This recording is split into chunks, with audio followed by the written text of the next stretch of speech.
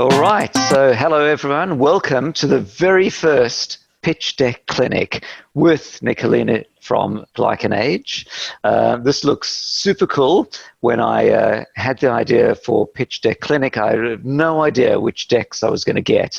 I was expecting that I'd get some really bad decks. I'm sure I will. And actually, the first one looks super slick. It looks great. I'm wondering what do I have to bring. So what I'm going to do in the format here, for me, pitch decks are super important. They're the way to communicate your idea to your investor. But separately, there's also the art of the pitch. So the slide deck has got a few purposes. One of them is to send by email as a teaser and so on, and to get a call. The other one is to use as a background while you speak. But separately, I think for me, the really interesting thing when I see a deck is in the founder's mind, they have an idea what the proposition is. This is this burning passion. And now it's maybe expressed in the deck or not. The deck, sometimes you read it and you go, it looks great, but what is it? So what I'd like to do is start, Nikolina, with you doing like the 1-minute pitch, and then we'll see, does the deck represent that was clearly a passion for you? And then we'll go through the deck piece by piece, and I'll give some feedback. And then after the pitch, if you tell me the key things that you'd like to get out of the sessions, I'll see if I can address that as well. Over to you. Okay, so yeah, so we are the first glycan-based marker to market, and our first product measures your biological age. And this is, I'm going to try and avoid the complicated terms. So we detect a type of low-grade systematic inflammation that increases as you age and also changes with all kinds of lifestyle circumstances, but also healthy and unhealthy habits. So in effect, let's say if you're following a diet today or you're doing something for your health, what you really want to do is verify if that's actually working for you. And you'll be surprised, we come from a research lab, so we always research everything that we're doing first, and you'll be surprised how many programs or regimes that we follow are not as good, as the promise behind them. And not just that they're not good by default, but they're not personalized to you. So what we're developing, what we have is this validated test. And we're developing these validated programs that will help you actually make an impact for your health and longevity. So is that simple enough? Okay, all right. So thank you very much. So I think when I see a slide deck, I always try to figure out, what's the key thing that it's trying to get out? What's struggling to get out of it? Sometimes there's, complicated metrics. Sometimes, things are buried in bad graphics. I think for me, and let's see, the overall tone was that I think you are showing very much what it is, but not so much why I might want it. So let's take a look. Let me turn on screen sharing and share the deck, and then we'll go through it together. You can see the deck okay? Yeah. Okay, great. So we'll start with page 1. It looks slick. So the next thing, by the way, is as an investor, assuming I'm actually looking at your deck and not, reading my email and doing it on the side. For me, what's really important is every word, every image, every message is trying to convey a meaning. At least that's my interpretation. So everything I see on the page, I'm going to put a meaning to. And this means that any extraneous things one has to be really careful about. And you'll see in a moment where I'm going with that. Okay, so GlycanAge test reveals your body's true age, its biological age. Okay, so you've got me, you've cooked me on that. That looks really interesting. Discover your number and take control of your health. So I think that seems really enticing. So standard tests detect problems. Okay, we're on theme. That's great. You're going to show me why the current one isn't good and yours is better. Okay, so now I think you've, let me just make this a little bit wider. So now this page is a bit interesting because you've gone suddenly techie on me. So you've got, I think what's jumping out to me here is that your target audience is really a med tech or an astute investor that knows the space rather than your average angel investor. So you've got on most pages, and you gave me some fine homework last night while I was researching this, links, which I won't open here because I'll open in a different browser page, but links to various, the Lancet and med journals and so on, which indicates it's great as validation for the tech, but I think a few of them would be great, but in some cases they're going to lead me off into research. And I think for me, that's one of the key things that's jumping out from the deck, which is you showing me a lot of validation on that the tech works, the product measures something, but we're going to see if you're going to show me why I want it in a few moments. Okay, so there's a blood marker, biological things. I've no idea what these graphics mean. They look kind of cool, but I've no idea what they mean. So my take here is the audience is an investor who knows the space. Okay, so now you are doing some work here to educate me, their biomarkers and so on. And I must say, when I researched this last night, I headed off to Wikipedia and other sources to look at glycan and GlycanAge and so on to educate myself. I knew nothing about this, and now I know a little bit about it. It looks really interesting. So I won't go into details, but again, here you've got more links to medical articles to justify the tech, but not yet having established why, as a consumer, I would really care or want this, or in particular, what I would do to change. Maybe that will come out in the next pages. So benchmark health. Okay, so I think this makes the propositions pretty clear. I do some test, and then you've got an app which will show me something. Okay, at-home testing, biannual. Okay, so remember the twice a year here, because I think you say once a year later, but let's take a look at that. Minor typo on delivered, but otherwise all good. Lifelong monitoring, feedback loop. Okay, so now the next one. Okay, so this, as an investor, I think you've definitely got me hooked, because we know that medtech and so on is a huge and rapidly growing market, and it looks like you've got a really compelling product, and it looks like you've got the science behind it, which is great. Okay, so there's a marketplace.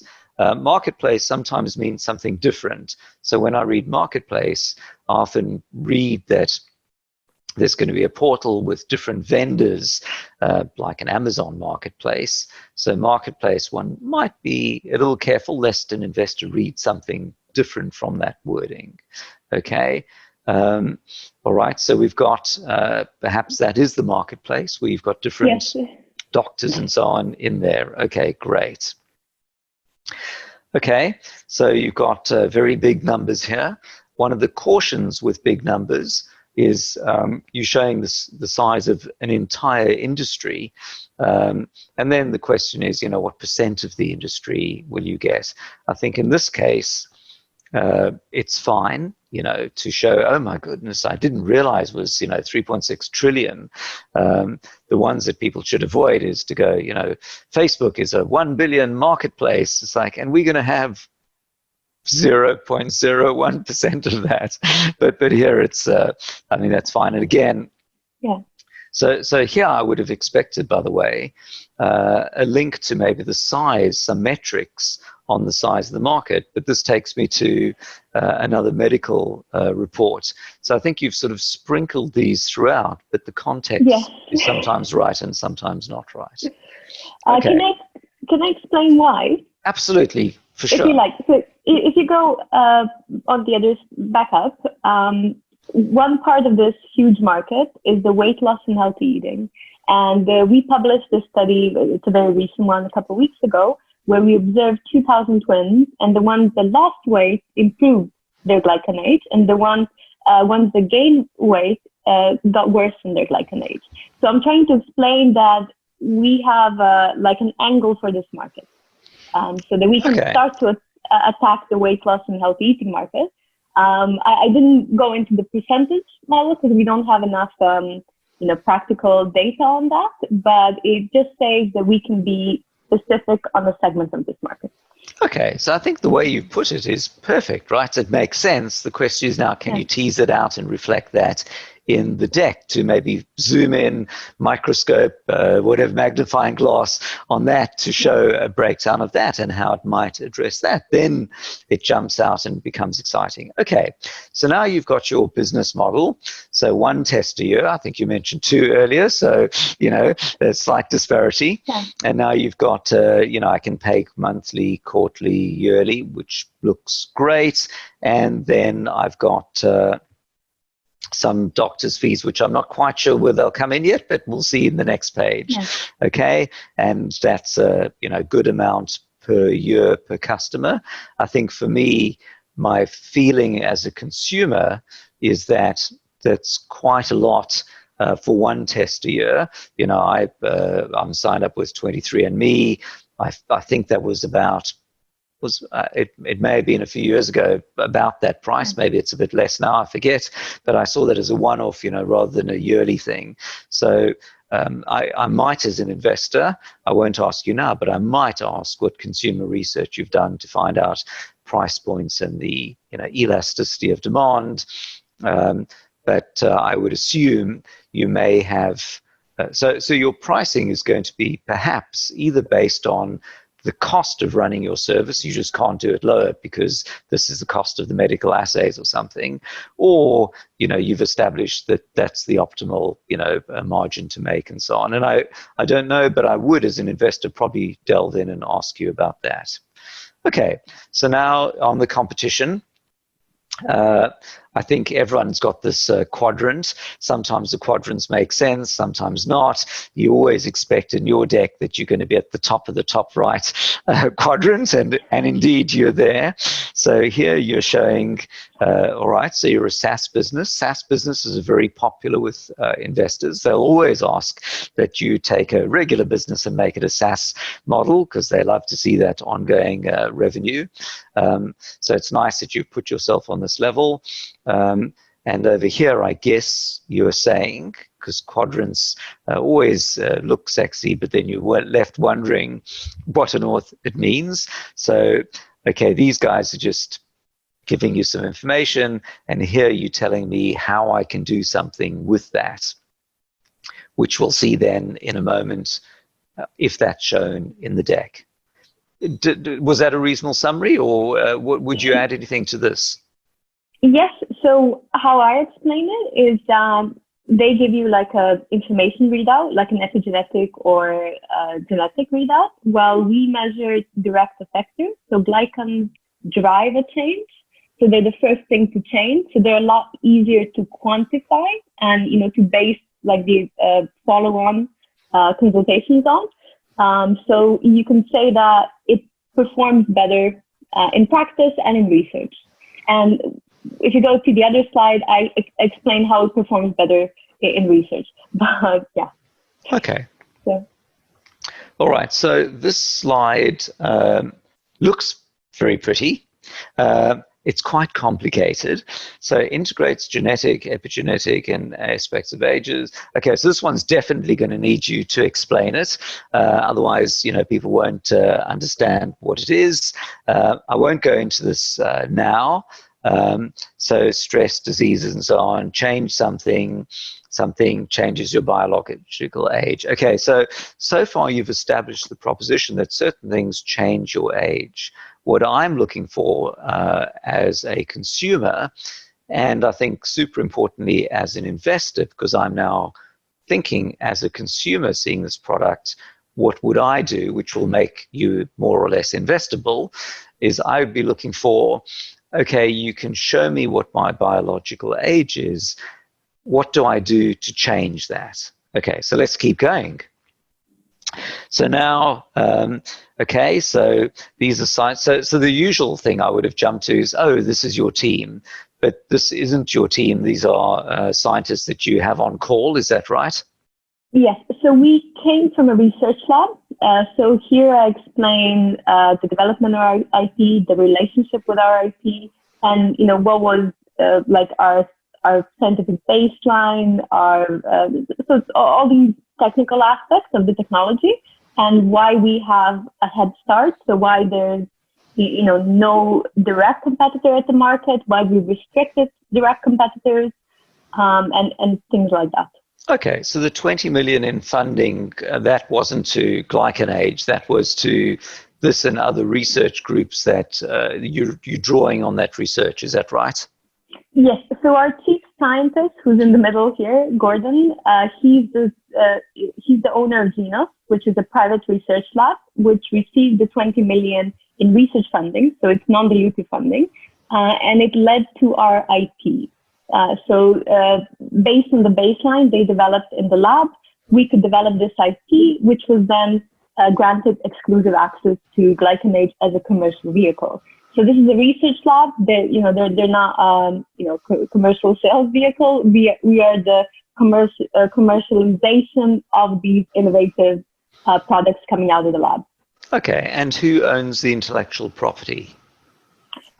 So it's still in Genos, but we have an exclusive agreement for the IP, and it's a patent on the methodology for GlycanAge, and we've been granted a patent in the US and for Europe as well. Okay, so I think that might be something that's important to spell out, because you can see as somebody, asks questions, it's much better that the answers are then apparent. So I think by the 20 million, that's presumably euros. So I'd mention that, and then maybe show relationship here potentially to Genos, GlycanAge, patent, exclusive license, or whatever it is, so that it becomes apparent to the investor, I'm investing in this entity, these are the rights I get. Do I now need to fund that entity, or are they being funded separately and I have a right to this? What rights do I have? Because an investor is looking for a couple of things. Obviously, ultimately, they're looking for a return on investment. And the return on investment is either from GlycanAge, being cash flow positive and paying a dividend and so on, or an exit of the company. And an exit of the company, the valuation will be very influenced by what IP is owned versus licensed and so on. So making that clear, I think here is going to be important and avoids conversations later where you have to explain to people afterwards something that they could have seen immediately up front. Okay. So now, there's always the slide that shows logos and things like that, which is great. There's always a slight, the logo page. And now, of course, the question is what the logos mean. So, by the way, your deck, I think, is about the right length at 20 round pages. So very nice on that. I think it might be missing a slide number at the bottom, so that, we could have said go to slide X. That might be a little thing to add. So now you've got some lots of tests on it, lots of tests. Okay, so great testing, which is good. Okay, so this slide here got me slightly because it's quite complicated, and you've got another one afterwards. So now I have to spend some time trying to figure out what this is. And what I see is there's somebody with a particular physical age, and then I look down here, they've got a GlycanAge. And I can see that some of them, the GlycanAge is, higher or low, so this person is not good, and these people are good.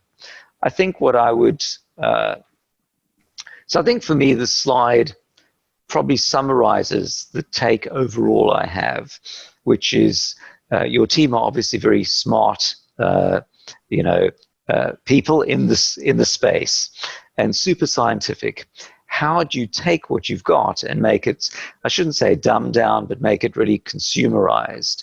And over here, I think what you're seeing is my reading of where you're up to so far, which is, you're doing quite complicated science to analyze this, but you give me a set of numbers, but not yet actual things to do with that. So this chart, yep, absolutely, go for it.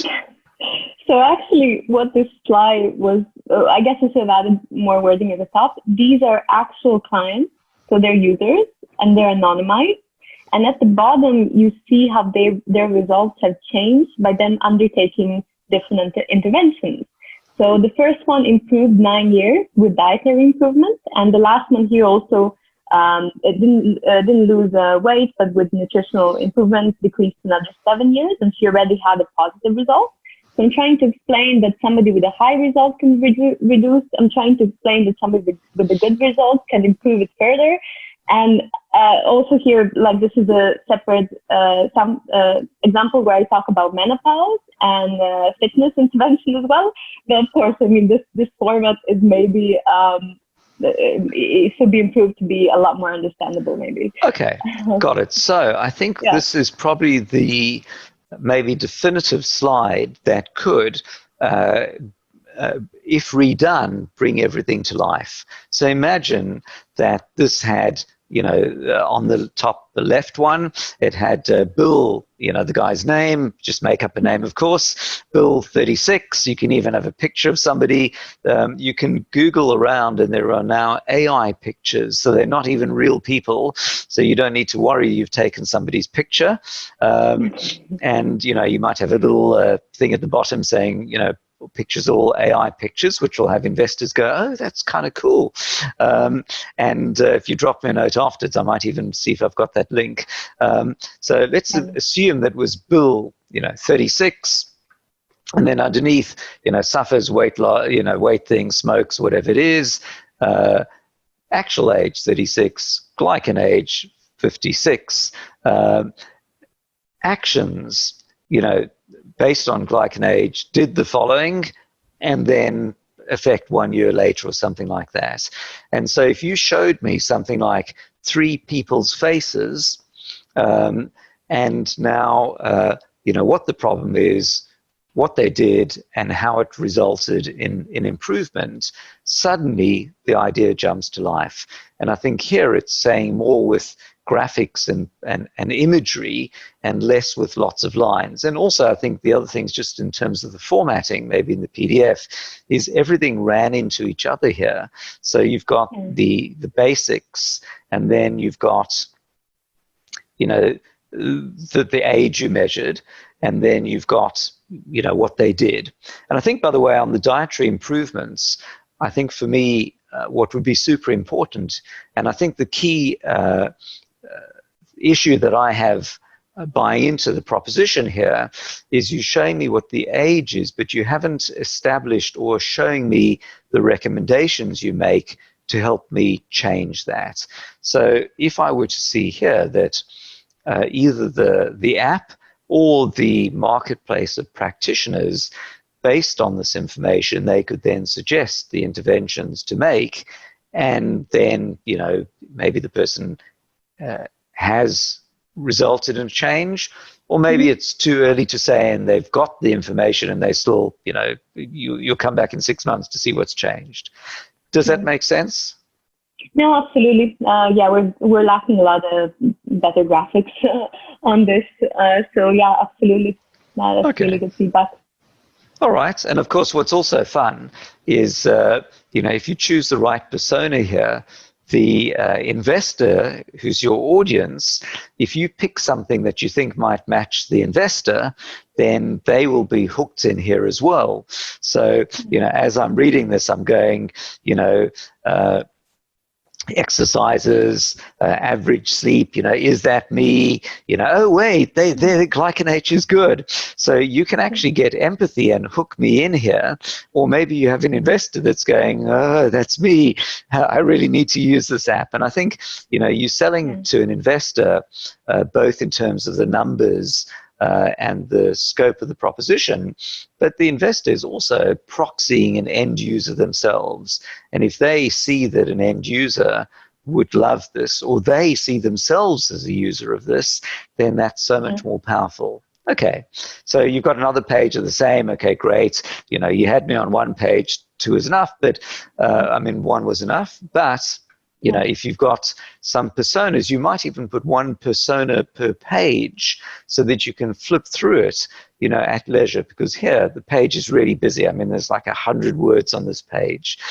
Had you just had 3 maybe with almost a traffic light, red, amber, green, to show which would be a good, a middle, and a bad person, then it sort of jumps out as well. Okay.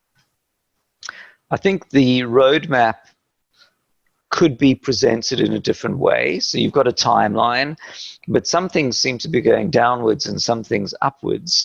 I think I would probably expect a roadmap to be, some sort of graph that goes upwards showing incremental features. So I think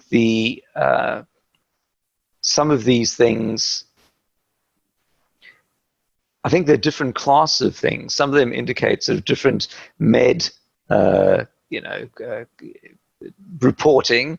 Some of them are integrations with Apple Health. Some of them are marketplaces. So you might try and show these in different quadrants or something like that to show that you've focused, because these are different types of work, right? One of them is, med software development.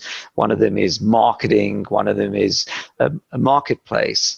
So it may turn out that as you grow, you are limited in the number of things you can do at any given time.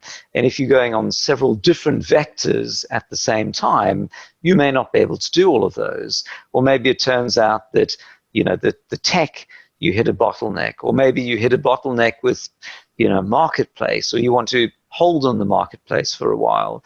So by showing them as separate types of endeavors, it also invites me as the investor to give you feedback. Oh, I think you should focus on that. The marketplace is a big thing. Or, you know what, the marketplace is too complicated. Just focus on the tests and see if you can do all of this without all the overhead of managing these, practitioners and so on. So I think with the redoing of the slide, you can probably invite a lot more feedback from the investor and tweak the way the company develops based on, the results that you're getting probably a bit more effectively. Okay, so now I think what we've done is this slide, I'm not sure is in the right place. So what we were doing before is we were talking about the products and the lifestyles, and then we got to the company and its growth and plans, but now we've gone back to this. So I think this goes back a few slides to, where our various personas were. And now I don't understand this slide, so I'm going to ask you. Yeah. And so let me tell you what I think, because, what I'm trying to do, in fact, just like this monkey, I think investors, just like monkeys, and I'm not saying anything bad about investors, are trying to parse the world looking for information. And over here I see 3 pie charts, which one of them shows, 4 equal quadrants, and the others show different ones. So I'm assuming this is different people with different weighting. But then you've got 4 graphs underneath, and I don't understand how those go with the 3 pie charts. And then there's a monkey who you're saying you're putting on a diet. And now I'm confused. So tell me what this means. So in the slide above, we try to explain that there's a lot of product development that needs to happen. And here under that, we explain a part of the product development, which is personalizing these graphs, the recommendations to the client. So this is the graphs below are an actual example of a real person and how his GlycanAge changes with different interventions. So for him, when he improved stress and sleep, there wasn't a major difference. It carried on going in a negative way. But then when he focused on diet and weight loss, for him it actually worked and his GlycanAge started going down. So it's about creating this very personalized interpretation and guidance, for each person. And it's just us trying to explain how we get to this end goal.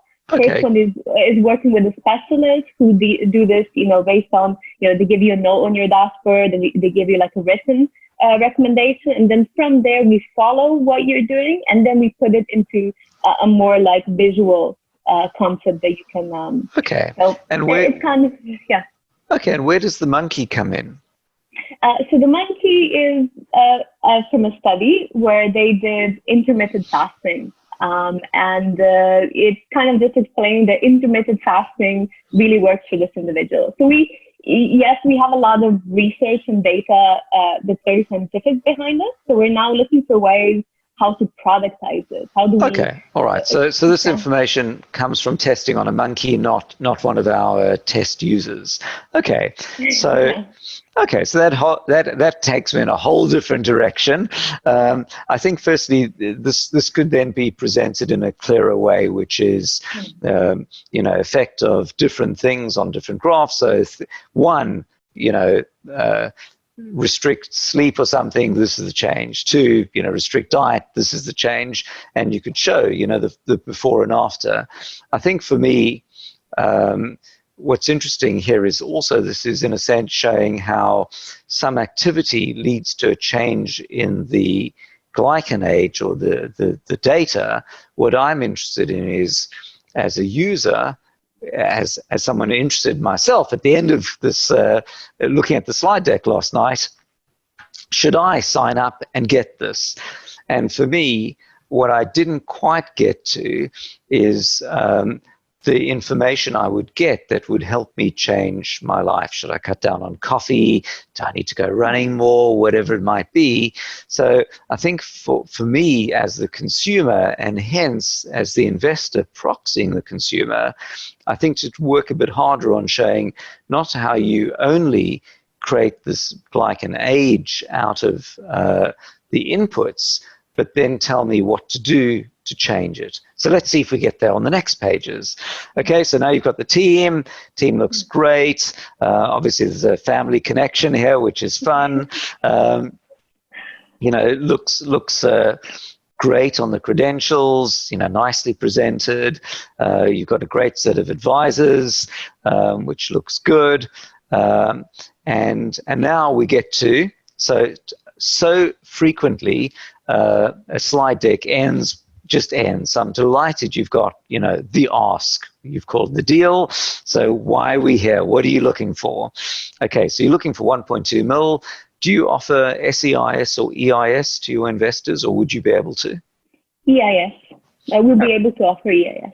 Okay, so that's super important to put here, EIS, because that's the clincher in the UK. The vast majority of early stage rounds, and this is not super early, is SEIS or EIS, and putting the magic words, EIS gets a lot more investor interest. Okay, so now I think you've put three different things on the slide, and I don't think they all belong on the same slide. So you've got several messages, so let's pick them apart. Thing one, 18 months of financing. Then you've got to reach so many subscribers, and then you've got some biological age one. So I think the biological age we should ditch from here, because that's kind of your internal goal, which is nice, but not related to funding. Over to you. Can I explain? Okay. Yes. So I think I didn't make it for me talking over it. So when you pick it apart like this, I see all the flaws, and that's amazing. So what I try to explain here is that we're not going for high growth at this moment in time. It's very easy for us to get to 5,400 users. It's not such a difficult thing to do. It's more, how do we retain them? So how do we have them test more often, and how do we actually help them improve their results? So that's the biggest challenge of the product. It's this retention. It's this retesting and getting actual results from it. And that's what I want to explain. So we first want to crack this retention model. Once we crack this retention model, then we can grow really fast and really big.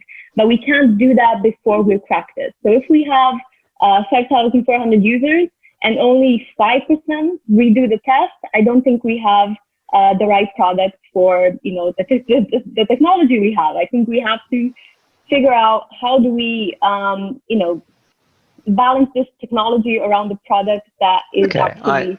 Yeah. Okay. All right. So I hear you. And I think this will be a really interesting discussion you're going to have with each investor. So I think to unpick the two things, firstly, you've said for you a goal is retention. But actually, that may or may not be important. Obviously, as a scientist, you want to affect long-term change in people, and for you, it's retention. But for an investor, your 1 year, assuming the person buys an annual thing, is £279. If your customer acquisition cost is £30, actually it doesn't matter if the person ever subscribes again. You're making more from a subscriber as a one-off than it costs you for your customer acquisition, your CAC. So customer acquisition costs, for those who don't like buzzwords.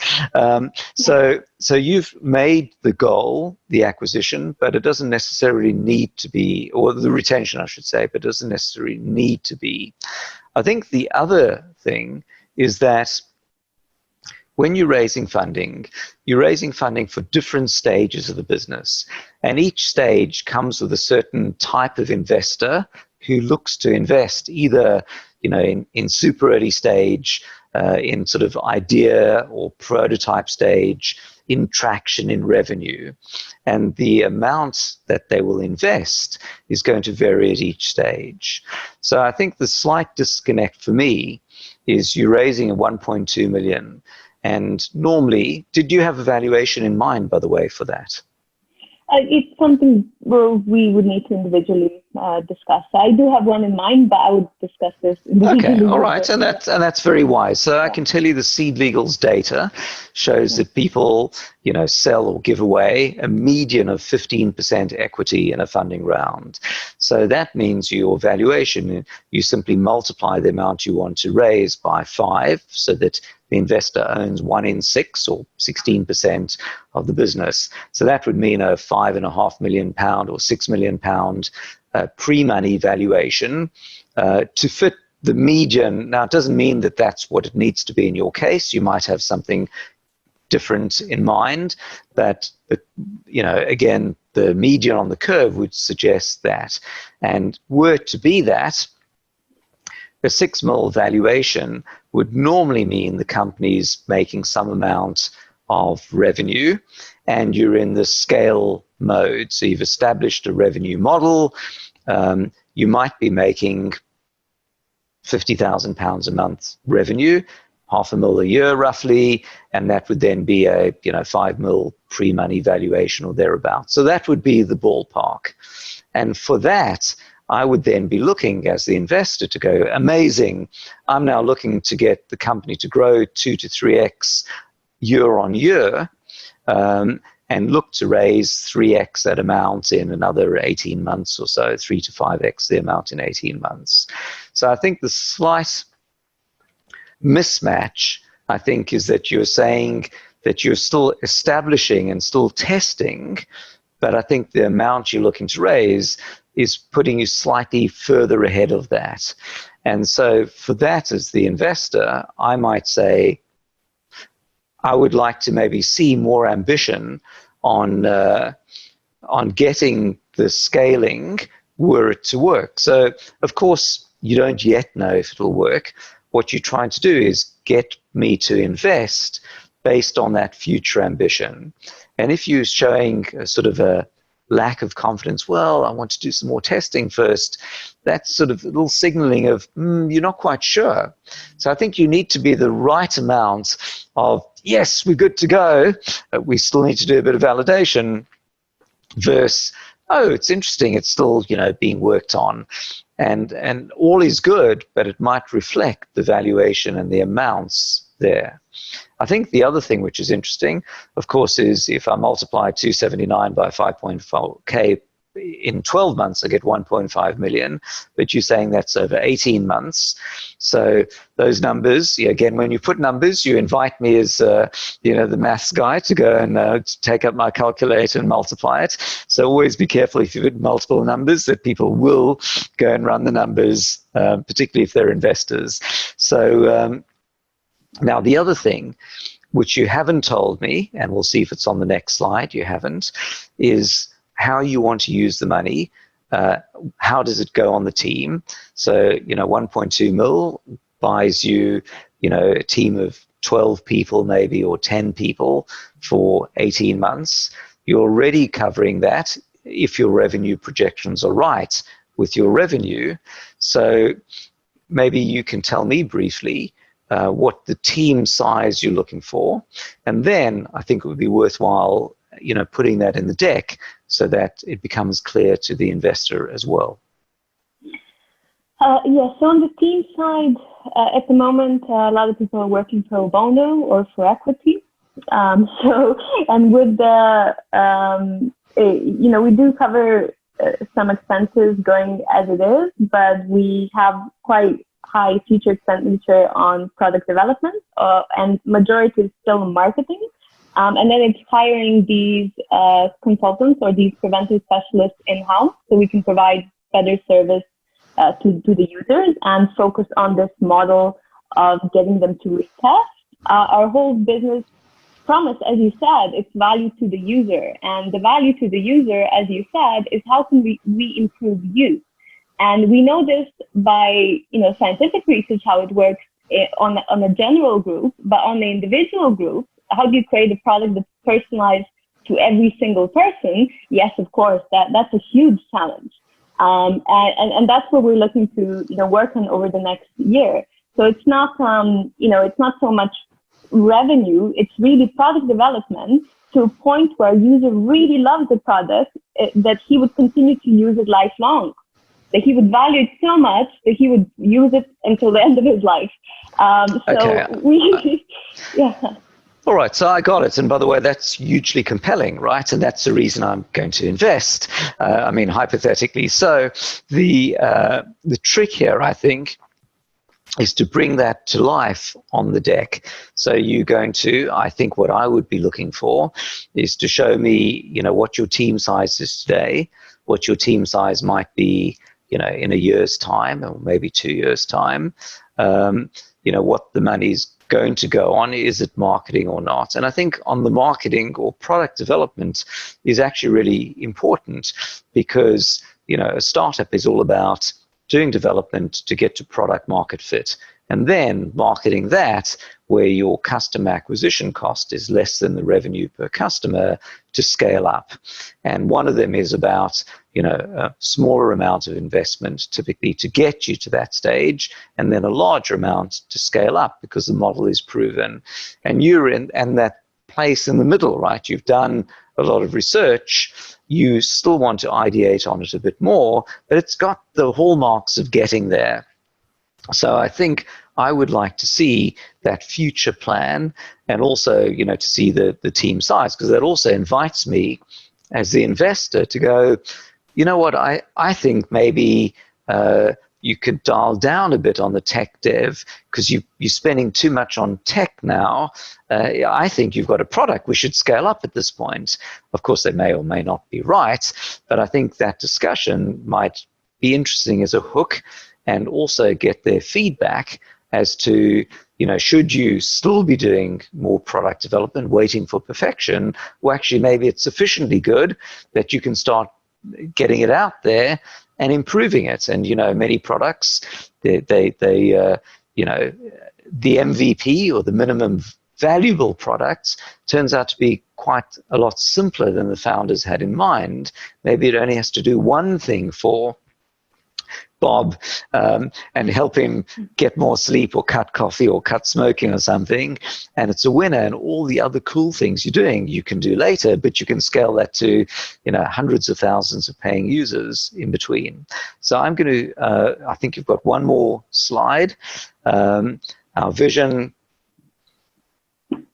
Okay, so very nicely the last slide, which is the vision statement. You've got the information, you've got the contact details, which are great.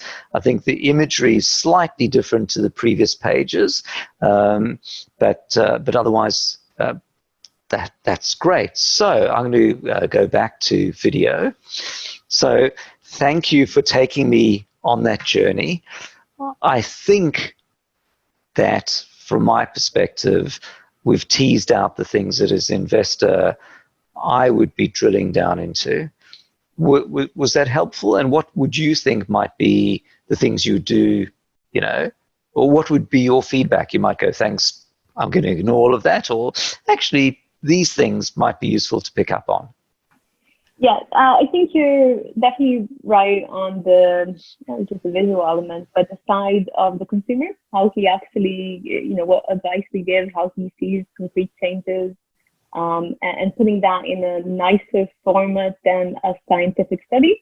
So that's one of the, I would say that's a UX challenge for us right now, and it's something big that we're trying to work on, along with popularizing the science. So we launched this knowledge hub where scientists write popular science, but it still needs to go down a level that it's more consumer friendly.